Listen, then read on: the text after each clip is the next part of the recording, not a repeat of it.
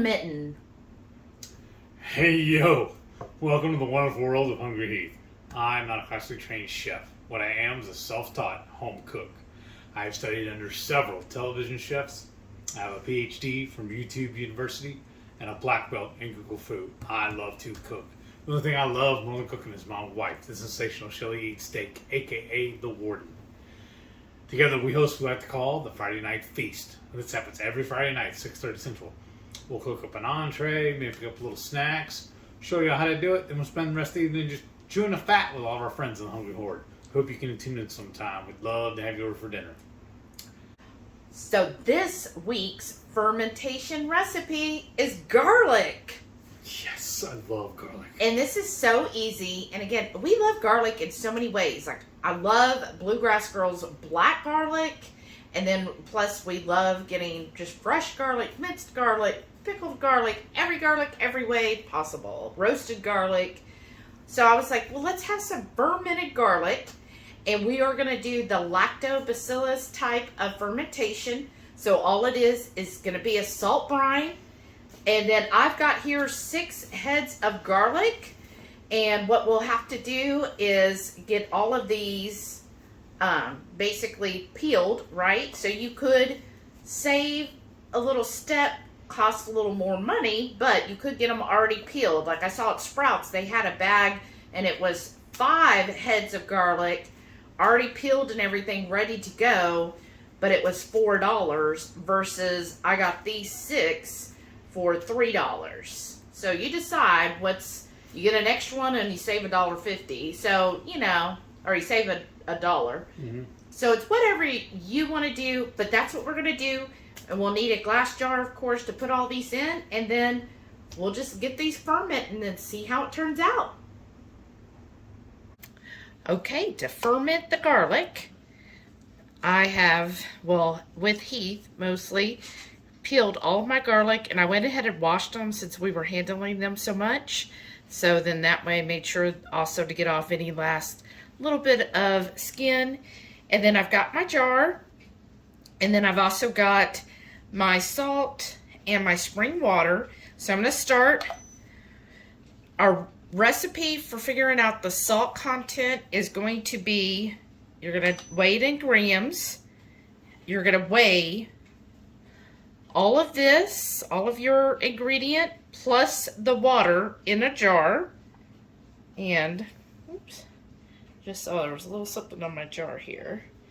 These jars just came out of the dishwasher, and then plus I washed them a little bit more just in case. And then I've just washed my hands. So I'm going to put this in here. Kind of see it a little bit better.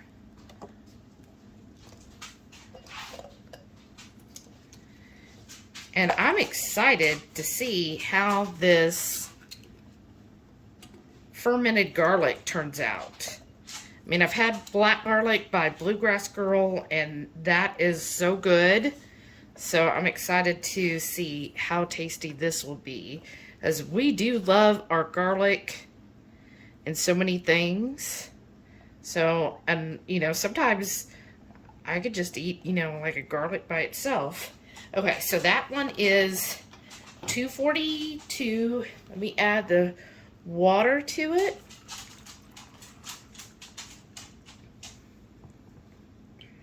All right, so we've got 462.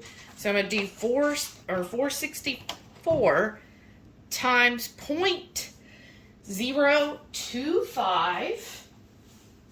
And that'll get me the amount of salt to add. So if I didn't say it before, when you're calculating, don't calculate the weight of the jar or container that you're using. Make sure it's just the water and the item. So I got 11.6. So basically 12 grams of salt. So I'm going to clear this out. And I have another clean jar here. And I'm just going to pour the water into my clean jar And then I'll be able to add the salt to that. So I'll show you that in just a second. All right, now I'm doing the salt here to 12 grams.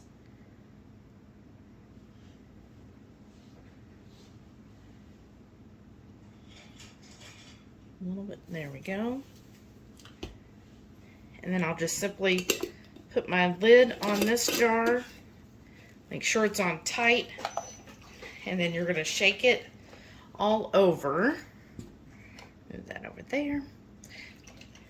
And yes, I do upcycle these, and just use it what you can, and then you're gonna need some kind of weight to go on this. So unfortunately, my actual jar weights won't work, so just a baggie where we'll just fill it with water will be perfect. All right, now sometimes this can get a little messy, so have a towel or have something handy just in case. So I'm pouring that salted water over, make sure it covers them. Marnie's so excited. Let me know below if you have ever had fermented garlic. And how did you use the fermented garlic? I'm going to push this down in here with my hands first. And then this just regular water. Kind of weight it down in there. And then I'll use that to kind of like push some of these down. And you see what I mean? Like it's kind of overflowing a little bit.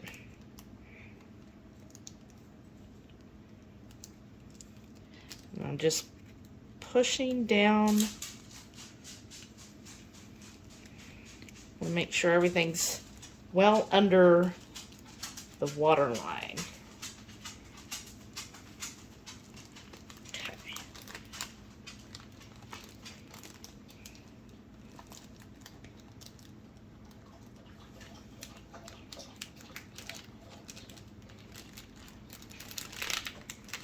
And then if you feel like it, if you need to, add a little more water.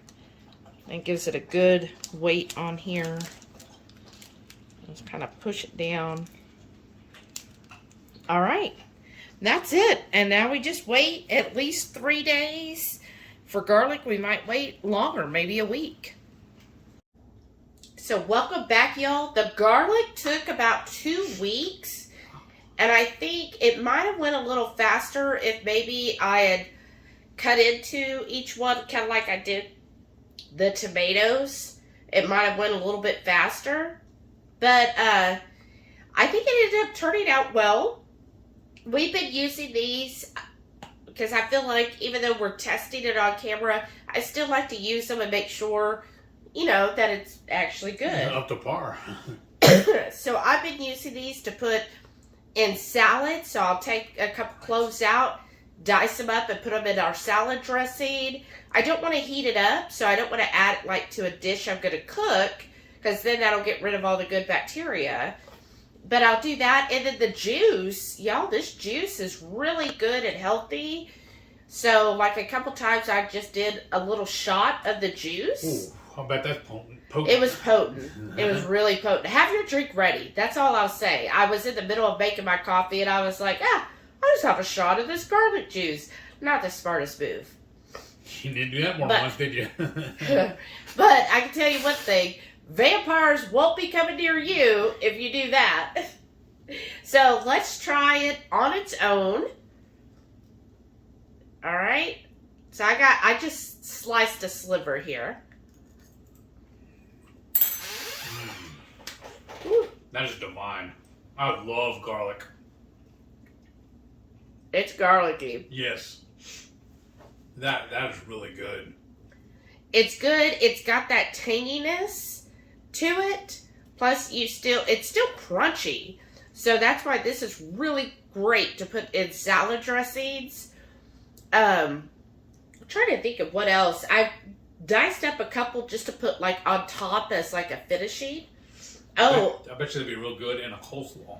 Oh, yeah. And another thing I did is I made compound butter with it. Oh, so I wow. took butter that was softened, and I did about 6 cloves, diced it up, and then added it to that softened butter, mixed that well up, and then put it back in the fridge to harden up. And then that was perfect on top of steaks. That's what you did different that night. Okay. I knew something tasted different, but it was Yeah. good. Not different good. But Yeah, I didn't so- realize that's what it was. That's awesome. When we serve our steaks, then I would take like a big tablespoon or 2 and dollop that on top of a steak. Oh, divine. We gotta make another of that right now.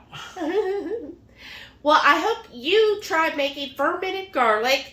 And if you did, go ahead and hit that subscribe button. And then that way, every time we come out with a new fermentation video, you'll find it out. And then plus, if you enjoy having great recipe videos, then you'll want to subscribe. And then don't forget, Every Friday night, 6:30 Central, we go live for the Friday night feast. We'll cook up an entree, maybe a couple little snacks, show you how to do it, and we spend the rest of the evening just chewing the fat with all of our friends in the Hungry Horde. Hope you can tune in sometime. We'd love to have you over for dinner. Thank you all for watching. We'll see you all in the next one. and please stay tuned to see all of our wonderful channel members. Thank you all so much for your continued support. Bye. Give me a garlic kiss.